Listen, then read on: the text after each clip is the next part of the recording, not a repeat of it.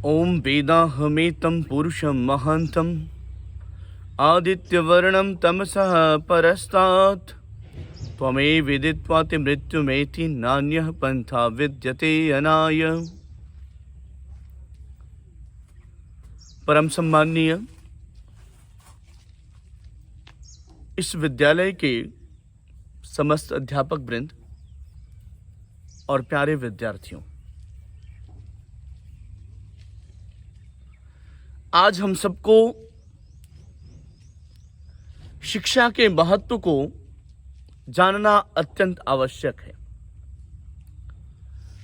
आज हम सबको विद्या के महत्व को जानना, आत्मसात करना और अपने जीवन को पवित्र करना अत्यंत आवश्यक है।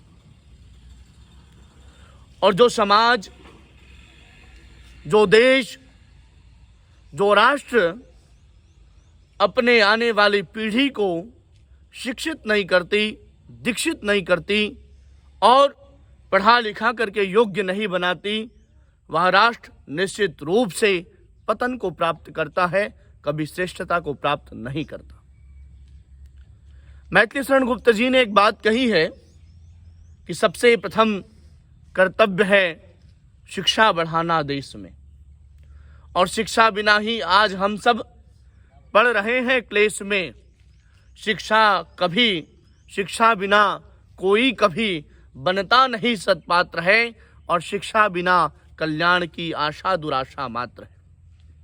बच्चों, जब तक आप पढ़ाई नहीं करेंगे, जब तक आप विद्या अध्ययन नहीं करेंगे और जब तक आपके जीवन में वह विद्या आपके व्यवहार में नहीं दिखेगा, तब तक वह पढ़ाई, वह लिखाई और वह डिग्री इस जीवन में कोई भी उपयोगिता और कोई भी काम का नहीं रह जाता। एक बहुत बड़े विद्वान हुए जिनके व्याकरण शास्त्र को पढ़ करके हम सब वैयाकरण कहलाते हैं, व्याकरणाचार्य कहलाते हैं, महर्षि पतंजलि।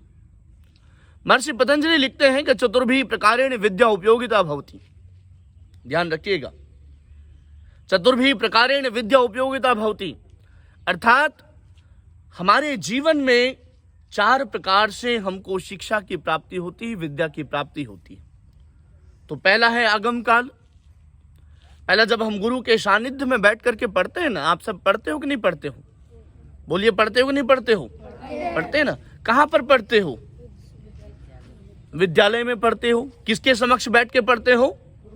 गुरुजी के समक्ष बैठ करके पढ़ते हो। जब आप गुरुजी के समक्ष बैठ करके पढ़ते हो तो उस काल को आगम काल कहा जाता है। जब आप गुरुजी के सानिध्य में रहते हो, पढ़ते हो, वो आगम का काल कहलाता है, जब आप गुरुजी से शिक्षा प्राप्त करते हो और पढ़ते हो। और दूसरा काल क्या है? जब आप उसी विद्या को, उसी पढ़े हुए शिक्षा को जब आप गुरुजी से पढ़ करके आने के बाद घर में चिंतन करते हो, घर में मनन करते हो और घर में वापस क्या करते हो जी? स्वाध्याय करते हो। क्या करते हैं? स्वाध्याय करते हैं। तो जो दूसरा काल होता है हम उसे क्या कहते हैं? स्वाध्याय काल कहते हैं। क्या काल कहते हैं? स्वाध्याय काल कहते हैं। और जब स्वाध्याय काल करते हैं, स्वाध्याय करते हैं, तो वो जो हम पढ़ के आते हैं ना, वह विद्या, वह शिक्षा हमारे दिमाग में और तेजी के साथ प्रवेश कर जाता है, अर्थात वह दुगने रफ्तार से हम उसको प्राप्त कर लेते हैं। लेकिन तीसरी बात, जब वही विद्या जब हम पढ़ करके आते हैं, स्वाध्याय करते हैं और स्वाध्याय के बाद अपने गुरुजी को जाकर के सुनाते हैं, तो उसे हम प्रवचन काल कहते हैं। कौन सा काल कहते हैं? प्रवचन। और जब हम प्रवचन काल करते हैं तो जाकर के हम उस विद्या को किसको सुनाते हैं जी? गुरुजी को सुनाते हैं कि नहीं सुनाते हैं? है ना। विद्या ददाति विनयम विनयाति याति पात्रताम, और पात्रत्वाप धर्माप्नोति धनात् धर्म तथा सुखम। हम गुरुजी को जो श्लोक पढ़ाते हैं, गुरुजी, हम उसको घर में याद करते हैं, स्वाध्याय करते हैं, और स्वाध्याय के बाद अपने गुरुजी को क्या करते हैं? जाकर के सुनाते हैं। और सुनाने के बाद चौथा जो काल आता है बेटा, वो काल आता है व्यवहार का। वो कौन सा काल आता है? व्यवहार का। और जब तक हमारे जीवन में, व्यवहार में वह विद्या परिलक्षित नहीं होती, वह विद्या दिखाई नहीं देती, तब तक उस पढ़ाई का, उस लिखाई का, उस विद्या अध्ययन का, उस स्वाध्याय का, उस प्रवचन का, उस आगम काल का कोई औचित्य नहीं रह जाता। अर्थात कहने का तात्पर्य यह है कि जो भी पढ़ो, जो भी लिखो, गुरुजी से जो भी शिक्षा आपको प्राप्त होती है, जब तक वो आपके व्यवहार में नहीं दिखता, तब तक वो विद्या किसी काम की नहीं है। उदाहरण देता हूं, बैंक में पैसा है। बैंक में क्या है जी? पैसा। और आपको आज सामान खरीदना है, काम आएगा बैंक का पैसा? कैसे काम आएगा? आपके हाथों में पैसा नहीं तो दुकान वाला आपको सामान देगा क्या? नहीं। बैंक से जाओगे, पैसा निकालोगे, पैसा आपके हाथ में होगा तब वो काम में आएगा। लेकिन पैसा अगर आपके हाथ में नहीं है तो पैसा कोई काम का है क्या? नहीं। तो जिस प्रकार से वो बैंक में रखा हुआ पैसा आपके कोई काम का नहीं होता जब आवश्यकता पड़ती है, ठीक उसी प्रकार से पुस्तक में लिखी हुई विद्या काम आएगी? नहीं आएगी। वो विद्या जब तक तुम्हारे दिमाग में नहीं रहेगा तब तक कोई काम में आने वाला नहीं है। आपको मैंने कहा कि बच्चों सुनाओ श्लोक, और आपको श्लोक याद ही नहीं है, कोई मतलब का है जी? वो तो पुस्तक में लिखा है। पुस्तक में लिखा है कि नहीं लिखा है? तो पुस्तक में लिखा हुआ विद्या तभी फलीभूत होती है जब आप उसको आत्मसात करते हैं, आपके अंदर में होता है। जब कोई पूछता है तो आप क्या करते हैं? उसको फटाक से बता देते हैं। तो जीवन में ध्यान रखिएगा, आगम काल, पहला काल कौन सा है? आगम काल। दूसरा स्वाध्याय काल, दूसरा कौन सा काल हुआ? स्वाध्याय काल। तीसरा प्रवचन काल, तीसरा कौन सा काल है? प्रवचन काल। और चौथा काल होता है वो व्यवहार काल इति।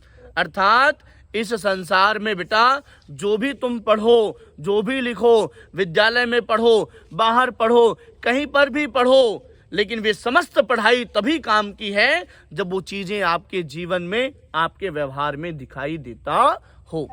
और व्यवहार में यदि वो विद्या नहीं है, वो शिक्षा नहीं है, तो वो विद्या काम की है क्या? कोई काम की नहीं है। तो आप ध्यान रखेंगे अपने जीवन में कि हमको पढ़ना है, हमको लिखना है, हमको स्वाध्याय भी करना है, हमको प्रवचन भी करना है, लेकिन हमारे जीवन के अंदर सबसे अच्छा काम ये होना चाहिए कि समस्त विद्या हमारे व्यवहार में दिखनी चाहिए। किसमें दिखनी चाहिए? और जिसके व्यवहार में शिक्षा नहीं है, जिसके व्यवहार में विद्या नहीं है, वो व्यक्ति कभी भी पढ़ा लिखा माना नहीं जाता, वो संस्कारों से युक्त कभी माना नहीं जाता। आपको नमस्ते करना सिखला दिया गया, आपको नमस्ते करना सिखला दिया गया, आपने नमस्ते करना जान लिया, लेकिन आपने किसी को नमस्ते नहीं किया, तो मेरा बताना और आपका जानना कोई काम का रहा क्या? नहीं रहा ना। तो ध्यान रखिएगा, अपने जीवन में यदि आपको सफलता प्राप्त करनी है, आपको आईपीएस, आईएएस, बड़े बड़े अधिकारी बनना है, तो आप पढ़िए। क्या कीजिए जी? पढ़िए। लेकिन पढ़ने के साथ साथ वो आपके जीवन में दिखना भी चाहिए कि आप पढ़े लिखे हो। और पढ़े लिखे होकर के यदि आपके जीवन पे यह विद्या दिखता नहीं है तो उस पढ़ाई का काम कुछ भी नहीं है। जैसे बैंक में पड़ा हुआ धन समय पर काम नहीं आता, ठीक उसी प्रकार से पुस्तक में लिखा हुआ विद्या भी कोई काम का नहीं है जब वो हमारे दिमाग में नहीं है। तो आज से आप अपने जितने भी पढ़ाई पढ़ो, उन सभी पढ़ाइयों को अपने व्यवहार में परिलक्षित जरूर करना। शाम को संध्या करना है, सवेरे संध्या करना है, लेकिन संध्या के बाद उसके अर्थों का पठन भी करना है। पढ़ने के बाद मन में लाना भी है। मन में ला के बाद क्या करोगे जी? अपने विचारों से उसको अपने व्यवहारों में प्रदर्शित करोगे कि हाँ, मैं संध्या कर रहा हूँ, परमपिता परमात्मा की उपासना कर रहा हूँ, ब्रह्म यज्ञ कर रहा हूँ। क्यों कर रहा हूँ? क्योंकि वह परमपिता परमात्मा ने हमको ये जीवन दिया, उसका हमें धन्यवाद करना है। करना है कि नहीं करना है जी? एक लोटा पानी वालों का तो बहुत धन्यवाद करते हो, तो जिसने पानी का पूरा इतना बड़ा समुद्र बना दिया है, नदियां बना दी है, नल बना दिया है, धरती के अंदर पानी, ऊपर के अंदर पानी, उस परमात्मा की कितनी धन्यवाद करनी चाहिए? कितना करना चाहिए जी? बहुत ज्यादा करना चाहिए नहीं? तो आइए हम अपने जीवन में शिक्षा के महत्व को समझें और उस शिक्षा को अपने व्यवहारों में प्रस्तुत करें। इन्हीं शुभकामनाओं के साथ आज के इस प्रातःकालीन वेला में मेरा विनम्र आप सबसे प्रार्थना है कि जो भी कुछ पढ़ो तुम अपने जीवन में धारण करो, और जब धारण करोगे बेटा तो वो तुम्हारा धर्म बनेगा। और कहते हैं हर एक व्यक्ति को धर्म का जो पालन करता है उसकी रक्षा धर्म करता है। जो धर्म का पालन करता है वो जीवन में सुखी होता है, जो धर्म का पालन करता है वो जीवन में उन्नति को प्राप्त करता है। तो आज आप विद्यार्थी हैं और आपका धर्म क्या है? पढ़ाई करना। आपका धर्म क्या है जी? पढ़ाई करना, और अपने जीवन में उसको धारण करना। बहुत बहुत शुभकामनाएं, बहुत बहुत आप सबको आशीर्वाद।